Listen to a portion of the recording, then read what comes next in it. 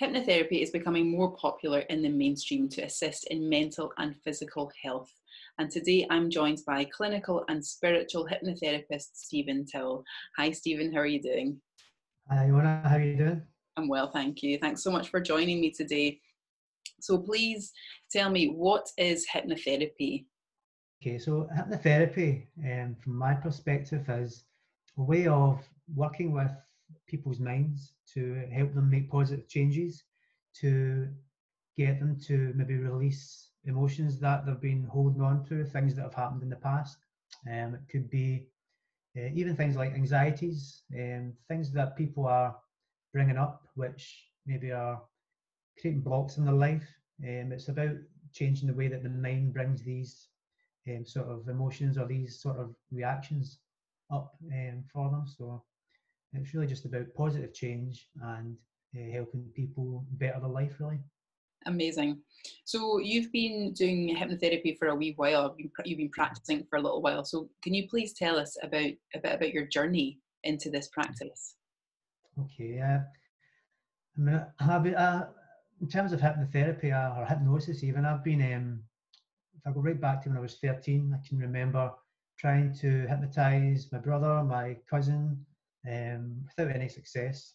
And I think that it may have came from seeing there was a program used to go on a Sunday called World of Sport, and it was wrestling. So there was these characters, Big Daddy and Giant Haystacks, and there was one guy called Kendo Nagasaki who basically wore a mask, but they pulled his mask off. He stared at these two tag team guys in the eyes, and they started fighting each other. Probably total garbage and theatrics, know what wrestling is, but I think that's what triggered my curiosity at 13. It wasn't until about maybe 17 where when I started college, first thing I got was a book on hypnotherapy. It was the driest book I've ever read, but all I wanted to do was how do you do this weird thing called hypnosis? So read this book. It was horrendous, but got to the end of it and it basically told me that you could do it. So after that, I managed to hypnotise my brother, who was 6 years old, to picking daisies out of carpets and doing other silly stuff. So I finally managed it. Amazing. So what was it about the wrestling that piqued your interest? What was it about that what were they doing that was like hypnotizing? What was that you found with that? I think it was just when I was young and all my life, really, I've been interested in things that have been unexplainable. I can remember my dad having a book on the unexplained, a Reader's Digest book on the unexplained. So I was always fascinated in ghosts and I don't know, things like yetis and all these things that are supposed to exist that we've never no proof of or no evidence or so I was always curious about the unexplained, and I think something like hypnosis for me was, again, maybe we just fell into that bracket of unexplained. So seeing that on TV, probably just thought that word hypnosis must have just popped into my head at that time, and then it sat there, and eventually I went looking for what it was. It's still with me all these years later. Amazing. So you started very young. You started your kind of journey into hypnosis as a teenager. So what did you obviously went to school, you left school and then you got a job. But did you go straight into hypnotherapy or did you do something else beforehand? And the hypnotherapy was always there. So probably right to call it hypnotherapy right from the start because I was doing a lot of things like past life regression. That was really what I was using hypnosis for. I did try a few things like trying to help a few people stop smoking and things, but generally the hypnosis I used was for past life regression. But once I left college, I went started working in an insurance brokers, started working on accounts, became an accountant, went on to work for STV for 17 years as an accountant. So I was there for all that time, but in the background I was always doing the hypnotherapy or the hypnosis. I always had an interest in it. So, and I kept reading on it and still practicing it with certain people. But It was probably at some point I then branched more into the clinical hypnotherapy to learn a bit more about, to hone my trade maybe as a hypnotherapist. But once I started learning what more things hypnotherapy could do, I started to really enjoy that side of it as well. So I guess that then became a part of what I do as a sort of career now, is clinical hypnotherapy, helping people, but also the spiritual aspect of it as well. Was it kind of like a weekend thing or an evening thing where you were helping people that you knew quit smoking and just kind of like delving deep into their subconscious, would you say? Yeah, it was just when I could. It may have been at night time after work. It may have been, could have been a weekend. When I got right back to when I was 18, 19, I was probably, had people coming round to the house. I was getting a bit fed up with it, to be honest, because it was all my mum's friends and all these people that were curious about things like past life regression. So then they were asking me, can you help me stop smoking? And so I started to do that, but I got a little bit fed up with it for a while and sort of done a few other things, but it always stayed with me, and it never, I always wanted back into it, so it was never going to leave me. Mm-hmm. So when you say past life regression, what do you mean? What does that mean for anyone who doesn't know? The idea is that with past life regression, it's regressing someone back to a life that they've lived at another time, another place. So it could be, you could have lived as, I don't know, a priest in 18th century Rome or something, or I mean, a lot of the time the lives are quite basic. You could just have lived in some little town somewhere, living quite a humble life, doing certain things, working, having relationships, and so this is what we do: is we use the hypnotherapy to tap more into that unconscious part of the mind, to expand maybe what we are not consciously aware of, and to bring forward that information. There is a lot, you can look at it and say, is it imagination?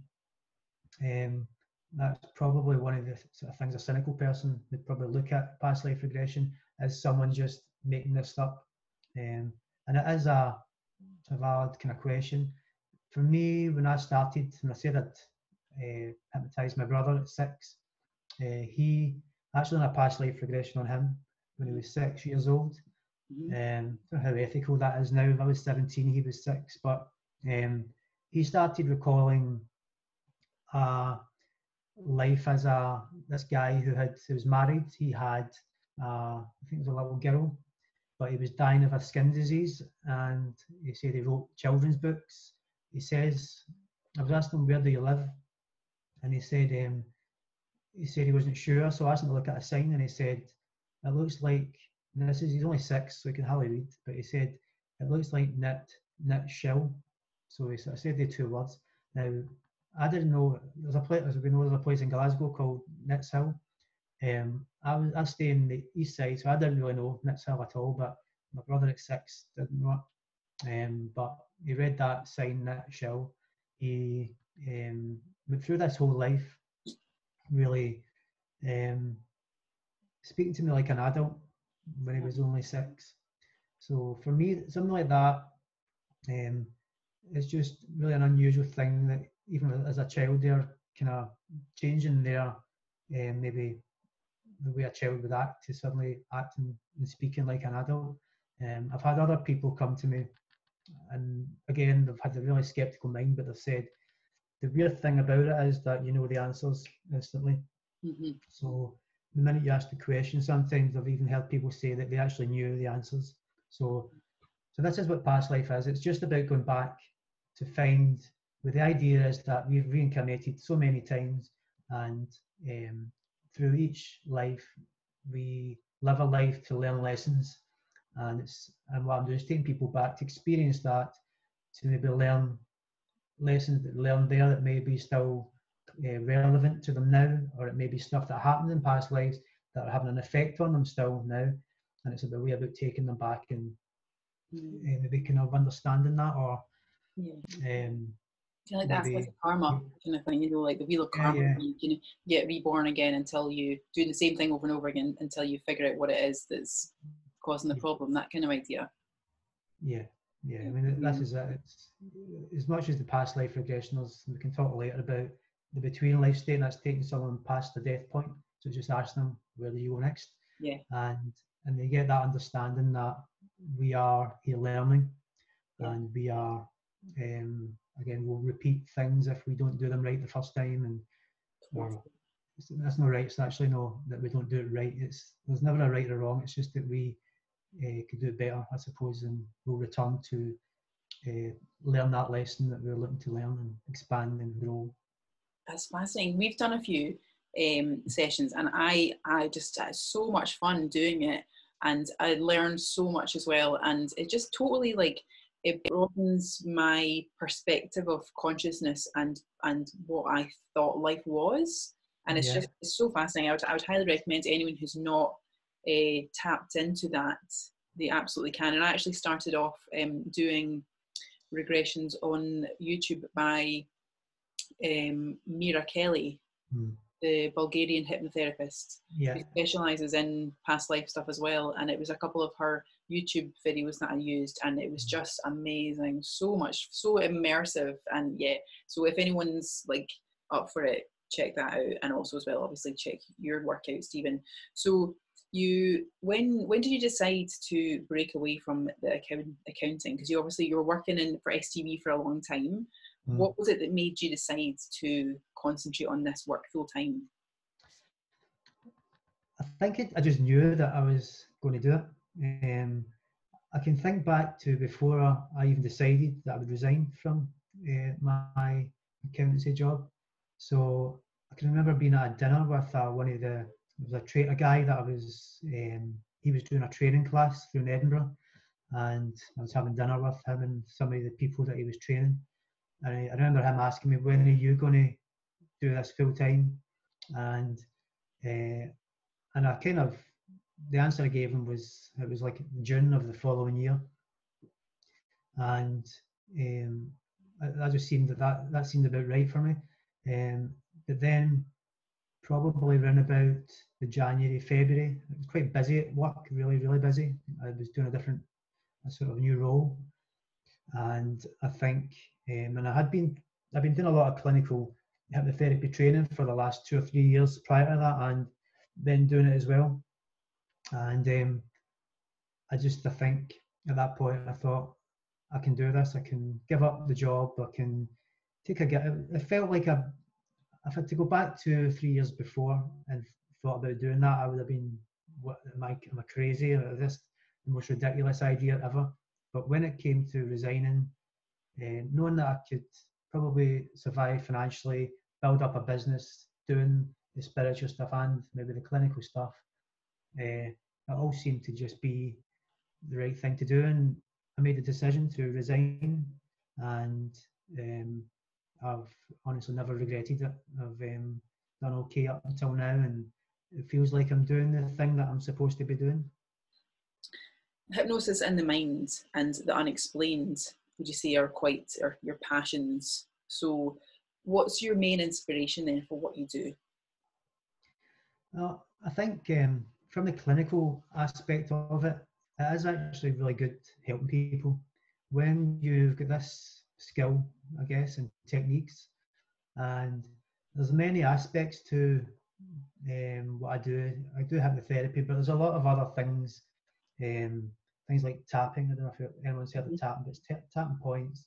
You can use that. You can use there's so many kind of different ways of using hypnotherapy, different tools to it. NLP is another one that's sort of, I don't see a big difference between NLP and hypnotherapy. I think NLP came out a lot of the stuff out of NLP was hypnotherapy, but it's just using all these types of tools to help people. And when you, I think to, without giving too much information away about a client, but if I think back to only a couple of days ago, I had a client sitting right where I am just now. He was in a different place, and anxiety came up just instantly, and I done I ran through a protocol type thing or a technique that I use, and this anxiety that he's been taking heavy medication for went basically like that, just within, dropped it from an 8. So I always rate it 0 to 10, 10 extreme, 0 being gone. Started at an 8, ran through this quick protocol once, said to him, where's that now? 0 to 10, 10 extreme, 0 being gone. He said, it's a 4. Did you want it down further? We ran through it again, and it went down to 0. And I think he looked a bit perplexed that, and it is a strange thing, but it's working with the unconscious mind. Yeah, absolutely. So that's the rewarding side of the clinical stuff. It is being able to help people to overcome things that they've maybe been suffering with for quite a long time in their life, physical pain, anxieties, mindset issues, just being able to see that usually quite quickly with hypnotherapy you can make big changes for people. On the other side is the spiritual stuff, and to me that is really why I'm in it. I've got a curious mind and I like to explore possibilities. I don't believe that scientifically we're anywhere near understanding anything at the moment. So I think by having an open mind and by, I mean, we're working with the mind, and the mind is, to me, is a consciousness, is our consciousness. Consciousness is what we are. We are a conscious being. So when you're even working clinically, when you're working with the mind, as far as I'm concerned, it's probably still the same type of thing. It's about changing the perspective of the mind, or the way that the mind works, or however we want to look at it. But it's exploring the expansiveness as well of what the mind is. So whether it's past life regression, or whether it is our true state of spiritual, or again, call it whatever you want, consciousness. Most people don't like to be too kind of woo-woo. Then you can look at people that call it I've heard people call it a quantum field, or where we're all energy beings and we're all of this energy sort of experience, I guess. So it's just about exploring that and helping people to maybe move forward in their life using that as well. So NLP what does NLP mean for anyone who's not familiar with what that is? Yeah, so the NLP is neuro-linguistic programming. Mm-hmm. It kind of came out in the 70s, I think. It was a guy called Richard Bandler, John Grinder. There was a few other guys as well that were around about that time helping to develop it, but they basically were studying, it was about modeling successful people. They looked at, a lot of their techniques came out of a guy called Milton Erickson. So Dr. Erickson was a guy in America. He's probably seen as the master, godfather of hypnotherapy. He used a lot of metaphor, telling stories, and it could get people to make changes. So what he would do is he'd be telling a story. Consciously, you'd be aware of what that story is, but not really knowing, okay, this is an interesting story. But unconsciously, it would have a sort of meaning behind it, which would allow the person to change. Wow. The issue. So they modelled things. It's like kind of like an anecdote, using something like that to really make people change their minds subconsciously. Yeah, it's a bit like, imagine if you told a story and then you could be somebody that's listening to a story and you could think that actually sort of relates to me in some sort of way, and you could take some learning. It's a bit like, sometimes consciously we won't accept some things, but when you tell it in the form of a metaphor or in the form of a story, then we will take it in as a kind of, we seem to take it in a little bit easier. It gets past the critical mind a little bit, because you're not directing the story at that person and telling them what they need to do and change. You're telling them a kind of indirect story, which will allow them kind of to take it in and to maybe process it in a way that they can then switch over to, okay, that's something like what I've got. But the NLP stuff, that was these guys, they modelled people like Erickson. There was another couple of people, Virginia Satir, I think, who was a family therapist, I think. and there was a guy called um, Fritz Perl, I think it is, the German guy, does a lot of Gestalt therapy. So they were modeling, they were looking at successful people and modeling the kind of the way that they react to things, and then trying to come up with ways and tools and techniques to get change and power and make people come from a better state, or adopt better states. So that is the NLP, but it's quite integrated now, I think, with things like hypnotherapy. They sort of go quite well together. So that you'll find that a lot of people that do hypnotherapy are got quite a lot of maybe skills in NLP as well, or vice versa. Yeah. So the programming's what really fascinates me, especially when you think about how we have been programmed from a very young age in society through media, education, even just the family, the belief systems within the family and the culture that people have, and how we're programmed in a specific way through what we see, what we hear, how we feel. And NLP and hypnotherapy really does tap into these aspects and the programmed, the wires that connect all the bits together. So I like to think about like the difference, the subconscious mind, which is what a lot of this programming is really accessing. So unconsciously we're aware, or we're getting tapped into these specific states of, like, whether that's anxiety, fear, depression, whatever, addiction, things like that. And then there's the conscious aspect of it, when you know you shouldn't be doing it, but you do it anyway. So what is the difference then between the subconscious or the unconscious and the conscious? Yeah, and that's pretty much what you've explained there. I suppose with the conscious and the unconscious mind, people would say that there's no such thing as a conscious and an unconscious mind. We have got one conscious mind, but it actually makes a good metaphor or a good model to try and explain the way that the mind works. From the conscious point of view, so again, it's like what you said, it's a part that's critical. It will be kind of just dealing with what's in front of it, whereas the unconscious mind is a bit like programs. And when we talk about things like NLP and hypnotherapy, you could even say that we are deprogramming people, or we're trying to reprogram them, because all through your life, every single day, in some way there'll be something that's programming you in some way. When a child is aged between 0 and 7, the critical faculty their conscious mind isn't quite developed properly. So they're there to learn. Their mind is their brain's like a sponge, their mind's like a sponge.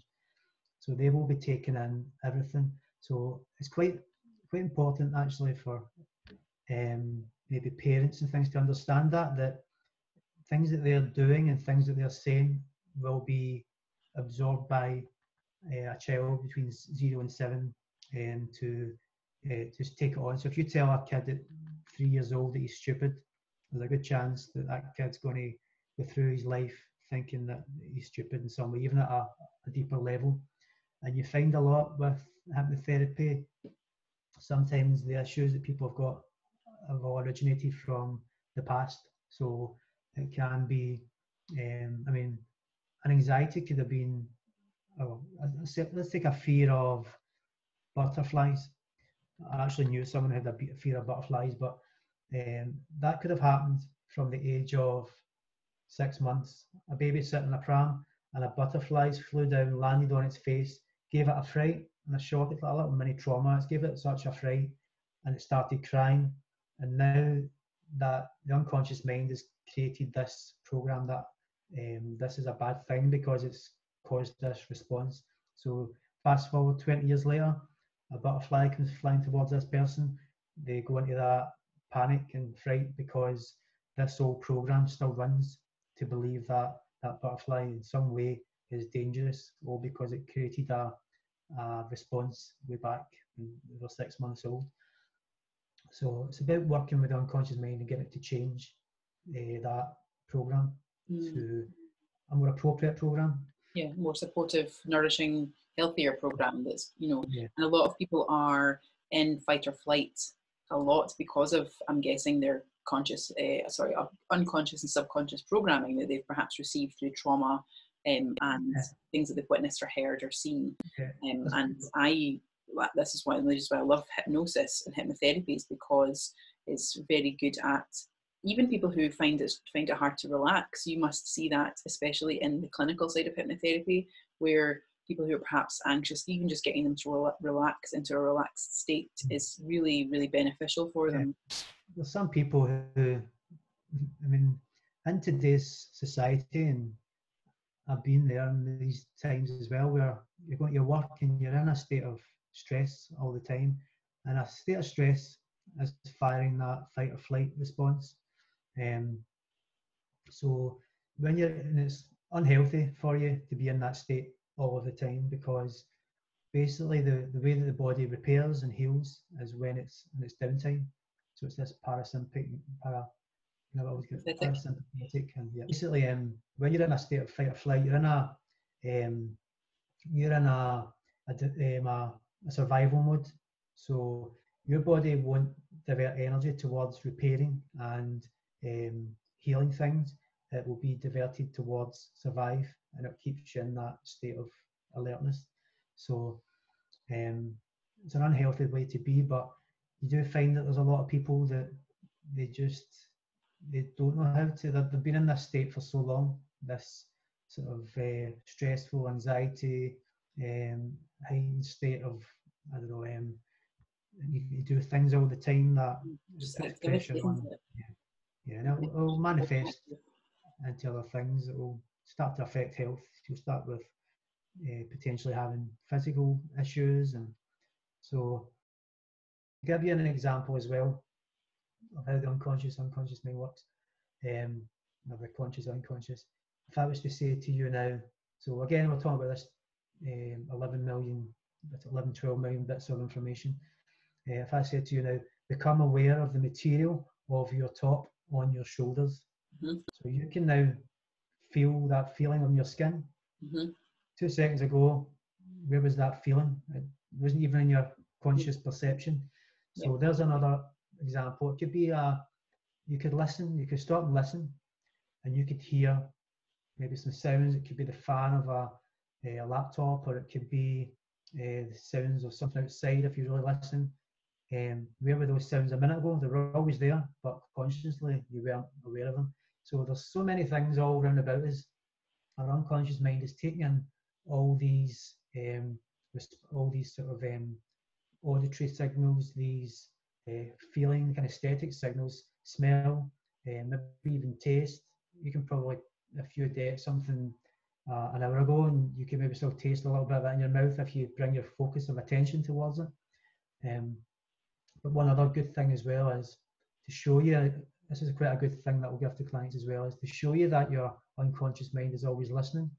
So here's an example. If there was 2 people that were maybe sitting, I don't know, say 12 feet away from you just now, and they were having a conversation, and we were having a conversation here, and I said to you, Iona, what are the people talking about? You would say, I've absolutely no idea. I've not been listening to what they've been saying. I've been too busy speaking to you. Okay, so here's an example then, and this is the proof that your unconscious mind is actually listening and is aware of every single word that they're saying, just that consciously you've not been paying attention. So if again, we're talking here now, and those 2 people suddenly said, Iona, you would immediately turn around. So it's showing you that all the words they're saying, the minute they say a word that is, it's a bit like the thing in the back again, something that it thinks that it's important to you, it will divert your attention towards it. So there's an example of all those words that the people were saying. You've heard none of them until they say one word, your name, that your unconscious mind has diverted you as it thinks that it's appropriate for you to listen. Well, this is it. There's so much in the unconscious stuff, and this is where the past life and all that comes in. It's all in there, just that we're not consciously aware of it. Because I love to just make people more aware of what they are ingesting in terms of, what they're listening to, what they're talking about, what they're seeing and hearing, and really become aware of their conscious and unconscious, just everything around them that could be affecting them in a certain way. And that could be like watching something on Facebook or clicking on a post or reading the news, overhearing something in the news. Just everything's affecting you all the time, isn't it?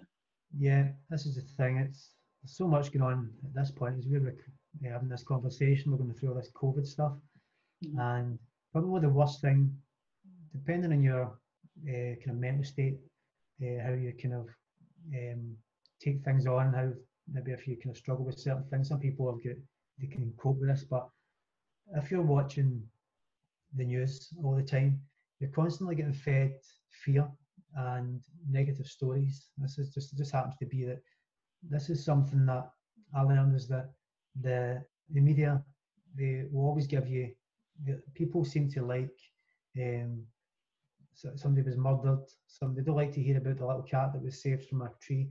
It just happens to be that more people will watch negative news. It's a strange mindset, but maybe it's been programmed in that way, who knows, through all these years. But it happens to be that people will look at it. So people, newspapers or TV, they'll be looking for the highest rating audience. It's just natural to their business. So they'll put that out if that's the stuff that people want to hear, people want to see. But the same in newspapers, it will be sensationalized things. They need to make it, they need to sell their newspaper, so they'll need to glamorize that story, and whether it's making it something horrible, or man was murdered outside Glasgow nightclub or something, front page of the paper. This is the stuff that we're taking in all the time, so we need to be very aware of what we allow into our minds. We should be a lot more picky and a lot more choosy. So in terms of the clinical hypnosis, so can you tell us a wee bit about what the kind of stuff that you do with your clinical hypnosis? Clinical hypnotherapy, it's usually things like, it could be anxiety. So it could be some kind of anxiety around something. It could be a fear or a phobia, maybe that they can't go on a flight because they have a fear of flying. So I've had some people go through some horrendous experiences to try and go on a holiday because they can't go on a flight. It could be, there's some people fear of spiders. That's a common one, where you think that the spider is going to take their life, the panic and stress that they get in around this little thing that can't do them any harm. Anything mindset, really. It's just pain. Certain physical pains can be, again, it's a trigger of the mind. A physical pain is something, a warning signal. If someone lights a lighter and brings it to your hand and touches it, your instinct is to pull your hand away. Now, we're going back to this conscious and unconscious model again, but you don't consciously pull that. You'll look at it and say, that lighter is burning my hand. I better now move my hand out of the way. It's an unconscious response. The minute it goes, it flies out the way. Yeah. Just like driving a car is an unconscious response. You don't need to think about what muscles in the legs to use, what direction to turn the steering wheel. I hope you're enjoying this video so far. If you would like to find out more about the nature of reality and access other content like guided meditations, please hit subscribe and the bell to receive notifications of when I post new videos. Thanks. Physical pain's just another one of these responses. It's a warning to say there's something that's causing you damage, perhaps like the lighter on the hand, and it will pull it away. Once it's pulled away, the pain will maybe sort of dissipate a little bit, and after time it will heal. But there's a lot of people stuck with chronic pain, which they just suffer and suffer, and the people suffering for years with chronic pain. But with hypnotherapy, you can see if it's like a program that's got stuck, and that's what a lot of these things are. They're like programs that is learned at some point. It's anxiety. It could have been an anxious situation someone's in, and the anxiety is the fight or flight response. It gets you up to that point where get out of this situation quick as possible. So the anxiety has got a positive effect, and just like pain, again, pain could be that it's a warning signal like the lighter on the hand. But over time, the mind can start to use these responses in other circumstances or situations. So for something that was maybe appropriate 2, 3, 10 years ago, now it's not, but it's still being used by the mind. And what we're doing with that, the therapy is trying to change the unconscious mind from using these old programs. And if it's pain, the pain, again, to agree that it will dial the pain down, bring the pain down, or remove the pain, because it's not a pain that is appropriate anymore. Yeah. So it's weird the way it works. I don't think there's anybody that can explain how it works. It just seems to work. Well, this is the thing with so science is beginning to catch up with this notion of the conscious unconscious minds, and there's a lot of epigeneticists and people like that who are looking into genetics and the thought process and what happens in the brain. I'm a big fan of Bruce Lipton, Dr. Bruce Lipton's work, who wrote The Biology of Belief. And that was very interesting, all about how our DNA carries trauma and can actually carry anxiety and things, but doesn't have to be programmed in permanently. It can be lifted out. And I think it's fascinating. And the work that you do with the kind of clinical side of things is really getting into that program, that DNA program, and just kind of pulling it out bit by bit. And that kind of work is really important, especially as more and more people at this time are suffering from anxiety, and you're perhaps going through a bit of a stressful time because they've not been at home for this length of time before, and they feel like they should need to be working but they can't, and they're perhaps in a family situation that's not working out, or whatever situation it is that's causing them to feel anxiety or stress or uncertainty. I think this work is absolutely needed now more than ever, How about the spiritual hypnotherapy, hypnosis? So what's would you say that's more of your that's more of your passion, that's more of it's more intriguing to you, that kind of stuff? Yeah. I guess in the clinical stuff, I've got a fair amount of passion for, but the spiritual stuff is where I maybe, if I had to choose between the two, it would be the spiritual stuff. It brings me back to what I said at the start, and that was that the unknown, the unexplained, it's understanding things, bringing understanding. I guess as a human species, we've came to this point now. I guess we've evolved to a certain point, but I think there's so much we still don't understand. We don't know it. We don't know anything about how things are created, how creations came about. I like, there's a whole idea around quantum physics as well, and that's in quantum physics, it sort of baffles a lot of science because it contradicts a lot of it. If you think about what's physical, so we've got this perception of everything round about as being physical matter, but when you look towards things like the atom, within an atom, so if anyone knows what an atom looks, you might remember going back to science at school, but the atom basically is this kind of circular thing with the electron, the negative charged electrons going around the atom. Within the centre of the atom is the particle. Everything round about that is I don't know, it could be energy, it could be nothing, but the actual, everything round about it is actually 99.99999999996% zero. I think it's a hydrogen atom. But so it's pretty much all nothing or energy or something with this little particle in the middle. And if you think about everything that's around us, this construction of this physical reality that we're in, the understanding is that the building blocks of physical matter is the atoms. But when you then look at that atom, you then see this particle in the centre. When you look at the particle, it contains two things. It contains the proton and the neutron. When you then look into them, what's in them, you've then got things called quarks. And quarks are little single points of energy that disappear and appear.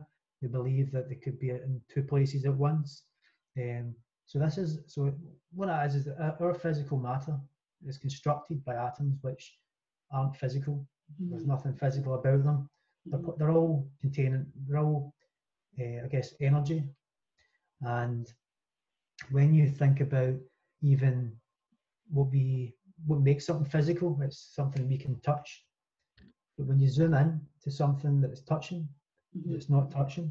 No. What's happening is it's the negative charged electrons and the negative charged electrons repelling, two negative charges repelling each other. So it's actually the force of two negative charged, billions of negative charged electrons repelling each other. So it brings you to this understanding that nothing here is really physical.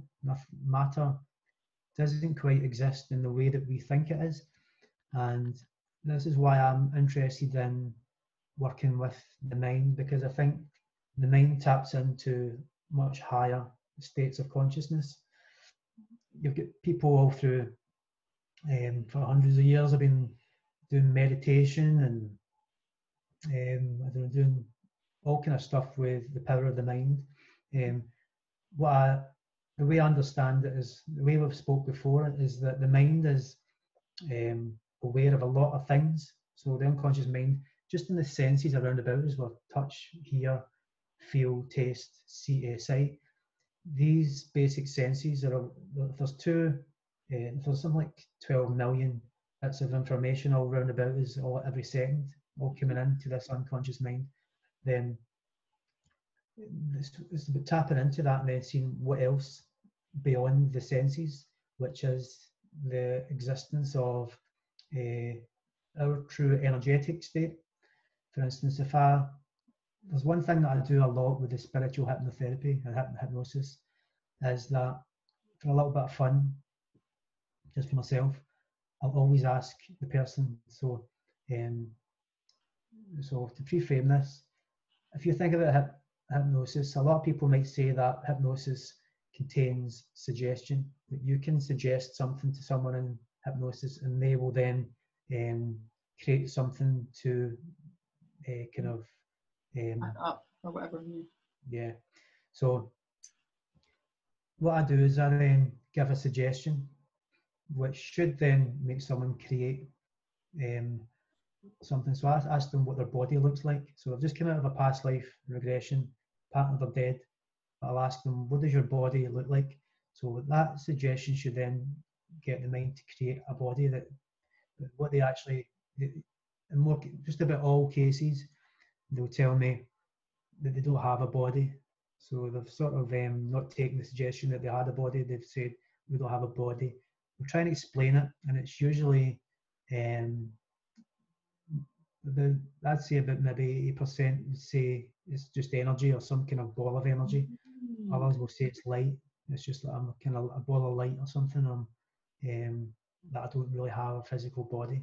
So I usually don't ask everybody that, but I sometimes do for a little bit of fun just to see what they're saying. It's just when everyone says the same thing, it's quite interesting. So it's about Sorry, on you go. So I was just going to say, so when we're talking about everything being energy, and our conscious minds are energy, and that is our true state, I believe, that when you tap into this higher state, you're connecting with guides or other beings, or that this is the true reality.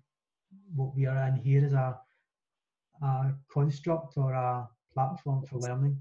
Yeah, totally. So would you say that the information that you're finding from, or the pieces of information that you're receiving from your spiritual hypnotherapy sessions, are you finding a lot of crossovers or a lot of information that's very similar that would not be previously known because these people have never met and they've never spoken, and these are, they're the different ends of the world, because you do a lot of kind of international work with international people, don't you, with the hypnotherapy stuff. So are you finding a lot of crossovers?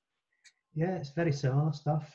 I mean, I wrote a blog about 3 or 4 weeks ago about, so I do these sessions, I call them between life sessions, and they sort of, there's a lot of other people who've done similar type of work, people like Dr.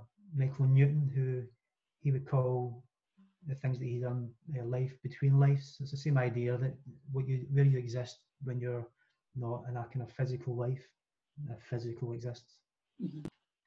And the blog I wrote, and it was three different people that came, and they all sort of brought out. There was about the time actually when this coronavirus was starting off, and I didn't actually really ask all of them about it, but they brought up information about the what was happening, and one was in Australia, one came to see me, and the other one I done. She was actually in Glasgow, but I done online, and they all said roughly the same stuff, and it was all about that we're in a transition. So at this point in time, we're evolving. That the Earth is evolving. So this came from three different people from three different sources, and to be honest, I've heard this a lot of other places as well. There's other Dolores Cannon, I think, has done a lot of work around this type of thing. Of the it's like, I think she does the same type of work, uses hypnosis to bring information forward, and it is all about a shift in the Earth. That there's an energy change, that the vibration is increasing, and that we're going through a period where there will be turmoil. There's got to be, for anything to change, there has to be a bit of turmoil, a bit of chaos. But the plan or the trajectory of the Earth and the human race, I guess, is that we're moving to this rising of energy, of becoming maybe more of that energetic form rather than this dense physical form that we are not trapped in it, but we're so heavily involved in that we can't see out. Yeah. Amazing. Dolores Cannon, he said earlier. Yeah. Anyone wants to check Dolores Cannon out. Amazing. Yeah, she can really good books. I mean, the Convoluted Universe is the chunky books, but it's she really does bring through a lot of interesting stuff. It goes quite out there, so be prepared to have your mind a bit twisted. Well, great, love it. Yeah, it's interesting stuff. But I mean, I feel like the guy I mentioned it before, Dr. Michael Newton, he done a lot of his work in the 80s, I think. He wrote a really good book called Journey of Souls. It's a kind of classic in this type of field, and that's what he done. He done something like 7,000 test cases, wow, all through his career on this type of work. And his book's basically about how everybody, or so many people, were coming and saying the same type of things about soul groups, why we're here to learn, we're here to experience and I guess grow as a soul. So and that's a fascinating book. It comes from a slightly sciencey perspective. He tries to sort of treat it more as a sort of a kind of more scientific, but it's other stuff is Dr. Brian Wise. It's another guy who's really big in this field. Again, he's wrote quite a lot of books on similar stuff, past life regression, and then he calls it advanced past life regression, I think, which is then taking you beyond the life into the unphysical state or the spiritual state or energetic state. So what you're seeing from these different sessions, you've talked before about people arriving on the planet or people being here to perhaps assist in this transition. So can you maybe talk about that? When I started at 17, a lot of people were just bringing forward past lives. I've found in the last maybe 5 years, 6 years, that there's a lot more people even skipping past lives sometimes, jumping into even different types of lives that aren't Earth lives. Yeah. It goes a bit kind of out there, but what seems to be being brought forward is that there is many here to help with this energetic shift. So there's been a sort of calling for a lot of beings to come and take. So some are here in physical form, some are energetically helping, but there's a big process happening at the moment, and it's to shift the Earth. And I guess there's and I've asked people. Again, it's an interesting thing. It's another one of these little things I like to. I might know and had a lot of people say the same things, but I like someone to say it without any kind of prompting. So, and a lot of the time, and when I think back, I had a woman come to me a couple of weeks ago who she was taken to. She then from the between life she went to this different place where she existed as in a different form, but she says that was somewhere where she felt like home. But I then asked her, so why did you leave that place? And she said, I was called. So I already know this. I've got this perception of many here to help, and many have been called. So I just says, who called you? And she just said, she said God called her. Again, I've heard God used, I've heard the one, the source, creator and all that. Yeah, infinite things. Yeah. I mean, the word God, I think, has a lot of negative connotations because it throws up images of an angry man who, you know, who's smiting people and things, you know, like patriarchal view of the angry male God. But then at the same time, like that, the concept of like even just using the word the universe. And I think the thing is, when we talk about religion or we talk about like God I guess God is quite tied to a religious belief, but I suppose this is the thing, is that it can be inclusive, it can all be inclusive, because all of this is perception. It's just our perception of reality, that is all it is. And as we've said before, when we look to quantum physics, that basically tells you that our perception of reality is wrong. It's not this physical construct that we've believed. It is, I guess, it is a physical construct because it's the reality we live in and it's real for us. But yeah, but it's the way that it's the way that it's we can't explain how it's built. It's built on energy. It's just an energy construct. But when you start working with these between life states and seeing that is energy states, it sort of shows you then that actually what we're living in is just it's an energy state that vibrates on a very dense and low level. It's that it's slowed down so much that we think that it's physical, it's slow moving. But if we raise it right way up, then everything then would become, it wouldn't look physical. It would be, I guess it'd be moving energy. Absolutely. So the paradigm and the narrative then is definitely changing, isn't it? It's taking its sweet time, but it's getting there. And it has to. Yeah, it definitely has to, absolutely. In order for us to definitely evolve and evolve our bodies and our consciousness and everything, but the narrative definitely absolutely has to change, because the way that we were working before wasn't very sustainable, was it? Let's be honest. So, so as well, what about all you've talked about the support of the human race, people perhaps coming in at this time to assist in the transition of this new paradigm, this new world, this higher dimension, this higher consciousness. So what about outside of humanity? So what about the energetic side of things and people and beings and extra dimensionals and things like that? Is there much of that happening, do you think, in this kind of paradigm change? Oh yeah, massively, I think.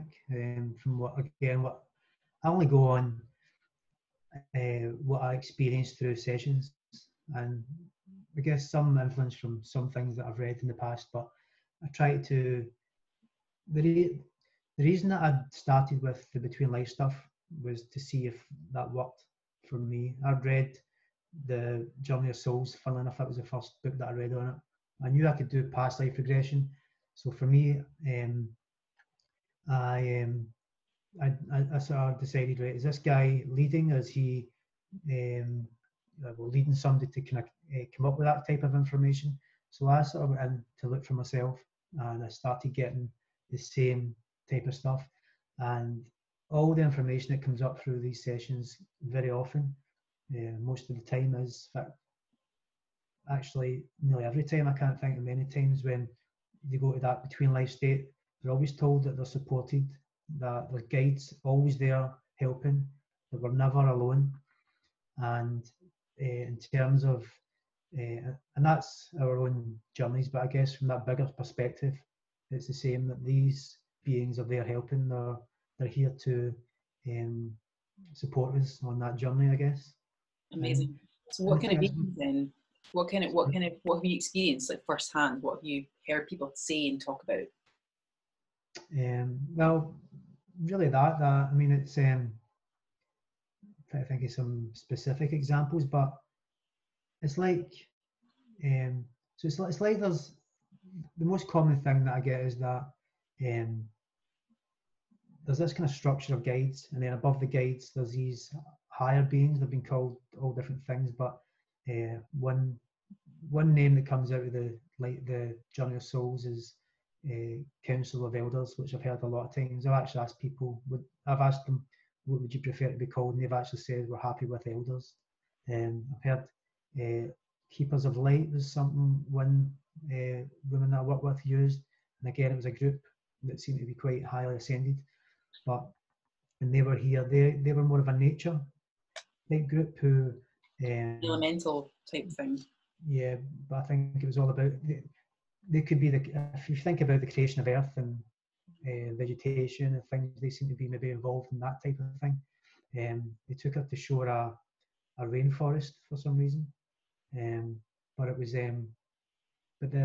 from all of these sessions that they're bringing the same information forward, is that they are here helping. They're always here helping, and it is as if there's been a calling that from many places that beings have came.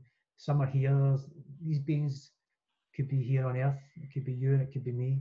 We've just taken physical form to come in and help from the front line. I suppose is a word that's getting used a lot at this minute. Mm-hmm. But we're on this front line working here, or it may be that they're from the spiritual perspective, where they're the kind of guides, or they're just helping with the energy shifts. So, and I don't know, to try and come up with an exact example. It's more just that's the concept that most people will describe. So that makes me, like, I don't know about you, but that brings a sense of relief, to know that there's backup. To know that there's like a group or groups around us who are supporting us and helping us and guiding us through. And I think a lot of people, certainly in the spiritual or the kind of energy healing or spiritual side of the work, they are very much aware of whether it be angelics or just being, spirit, anything like that that's here to help us, guide us through. Their guides are coming to them and things like that. And a lot of people are becoming more and more vocal about it, who perhaps would have been scared to mention it or speak about it in the past. And I think that's a really beautiful thing to witness and see.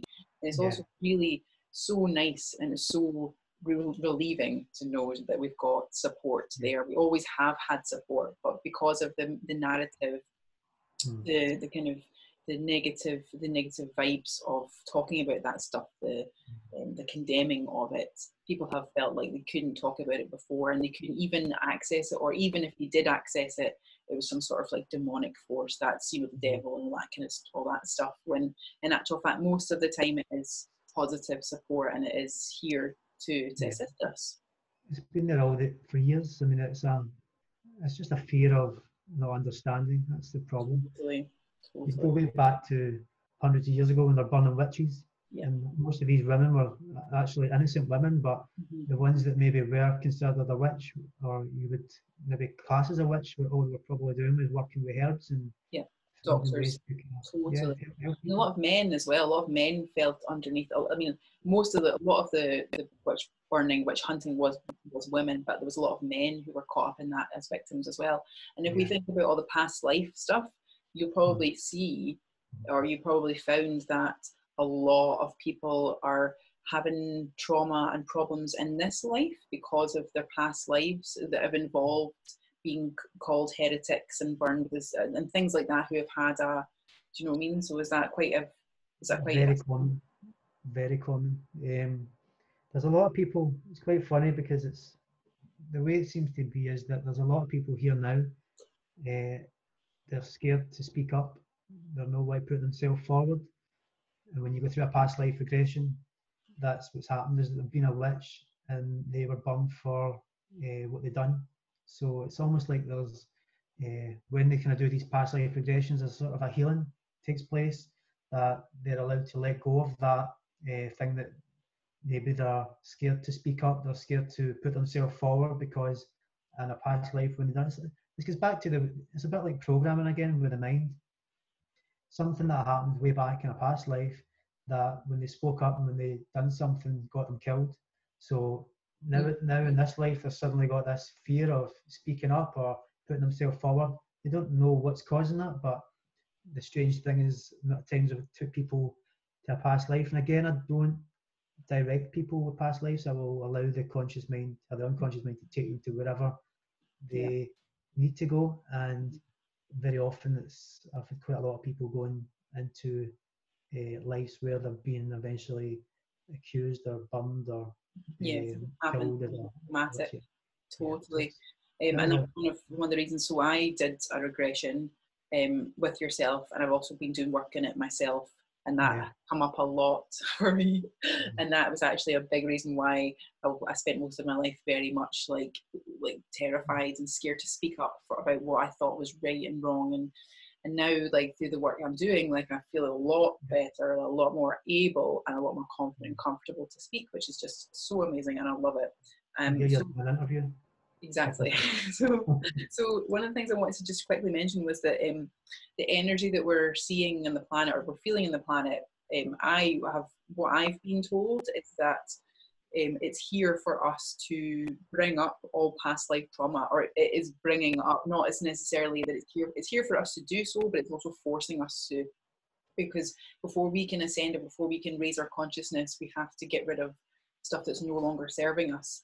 And a lot of the energy that's around at the moment on planet Earth, which is causing a lot of the trauma and the turmoil and the panic, is actually a reason for us to clear our past life traumas and things that have happened to us, even traumas in this life that have happened to us. It's really making us face the fears, face the facts, and do whatever it is that we need to do to clear it. Would you agree? Would you say that that's... Yeah, 100%. I see the same thing.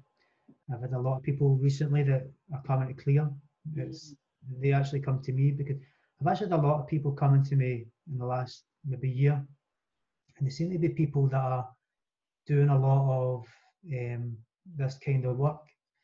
So I don't know why they're all seem to be finding me. I don't know how they're finding me, but they seem to come. A lot of them are saying that there's quite a lot of them actually say that they found me and I was a person that they knew to come to. So I'm happy with that. I'm quite happy to keep doing that. Whoever's doing it, send them to me. But the funny thing is that there seem to be people who have got some purpose or some reason to be here. I think when we come into our life, we've got lessons to learn, and it seems to be that a lot of people are maybe completing those lessons, or they've resolved the things that they need to do, and then they're now moving on. And if it's to do with this shifting of the energy, they've got work now to do and help others. So rather than helping themselves, which they've maybe then resolved, they then will be here helping others. And I think I'm finding quite a lot of people that are either they're diverted off the track a little bit, that they're quite powerful in spiritual ways, that they could be channelers, they could be however they're doing their spiritual work.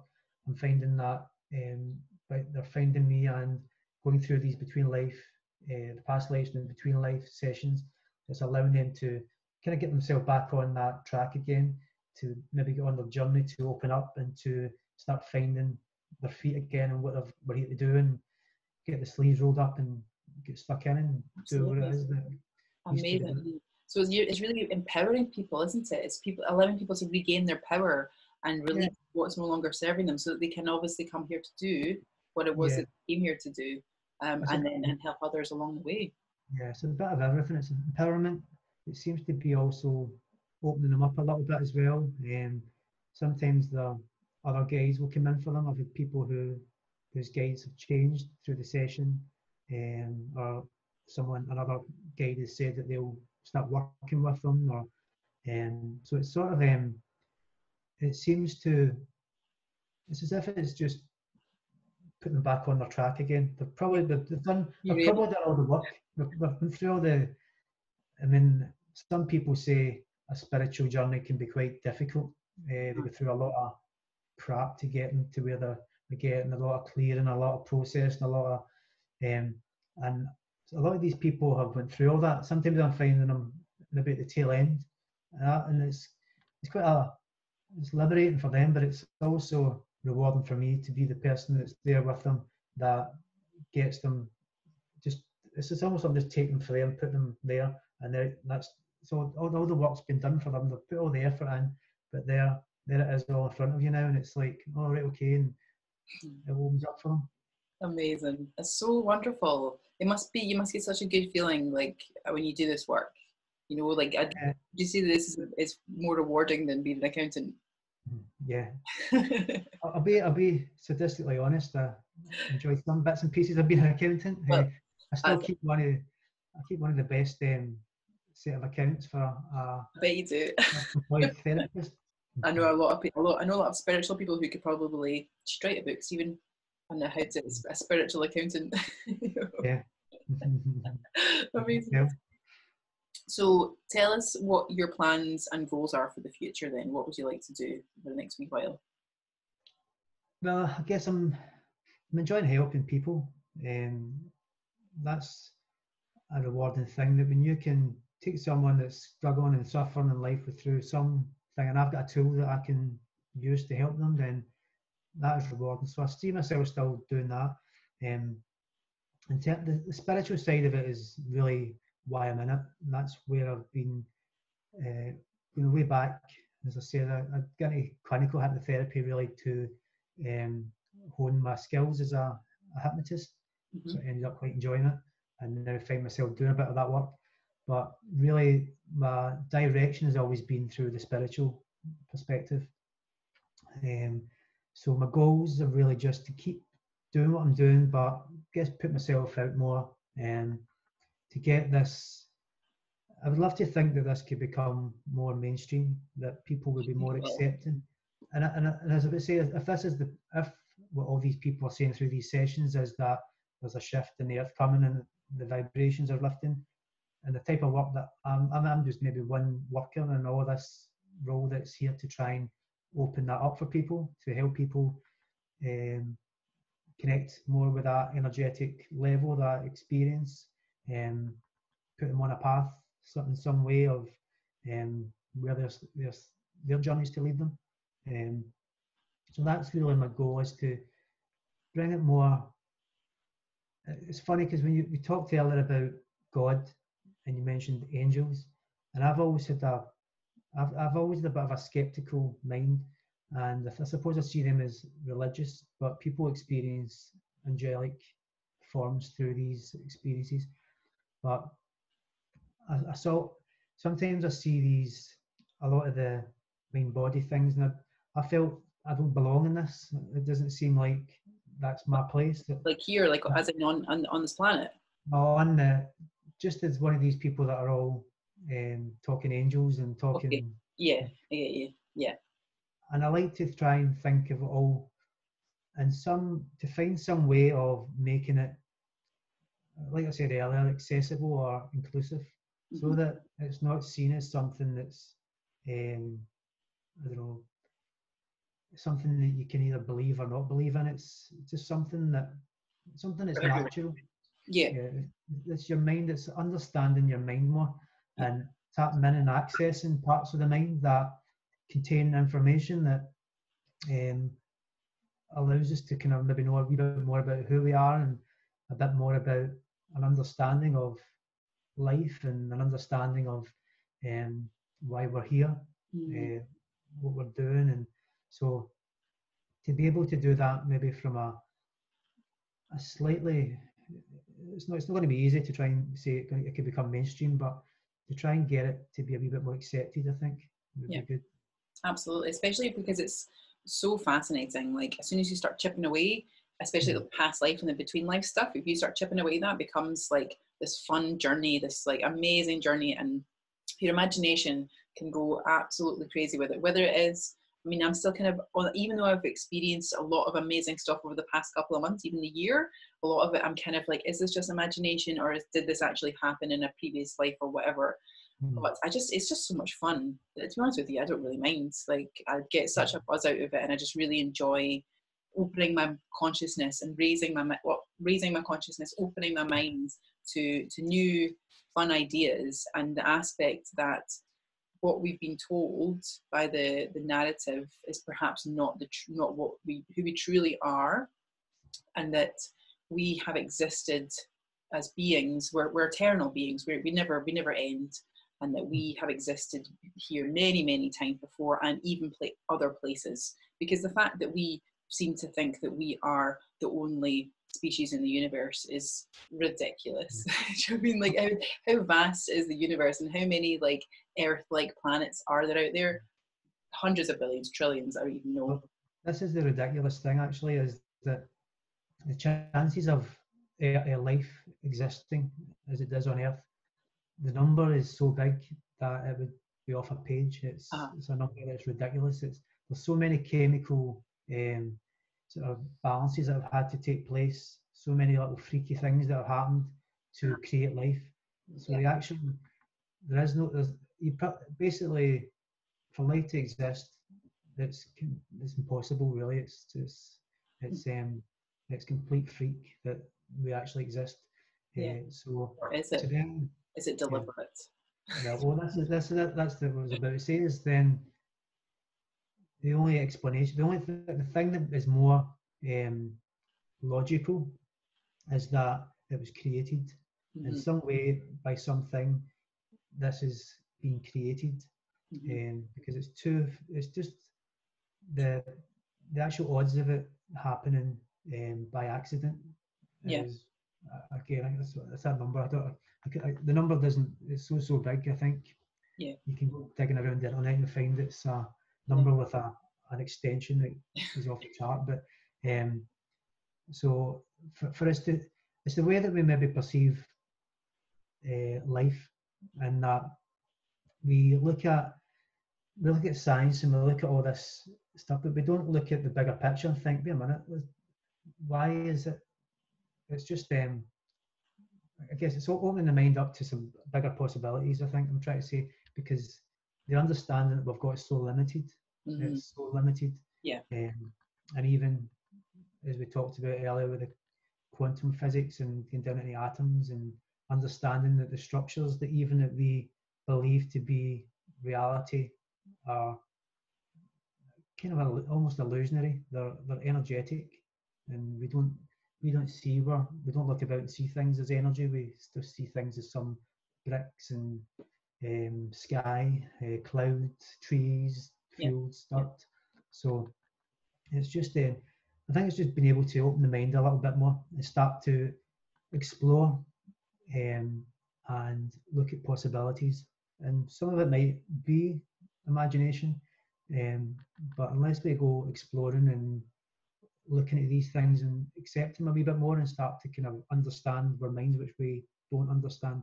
As we've said, talked about hypnotherapy, it's not even it's still sort of viewed as still a bit pseudo-science. It's as much as it's doing remarkable things for people, it's still not a fully accepted sort of therapy. It's getting there, but it's really quick. It can have really quick results for some people. Yes, very quick. But and this is all it is. It's understanding the mind. It's working with the mind a bit more, and we are, as far as I'm concerned, we're a consciousness, and it's the more we can understand that consciousness, more that we can work with it to improve the existence that we've got here, and also expand on that from that bigger picture point of view. Yeah, and you do international work, don't you? You work with people all over the world, not just in Scotland.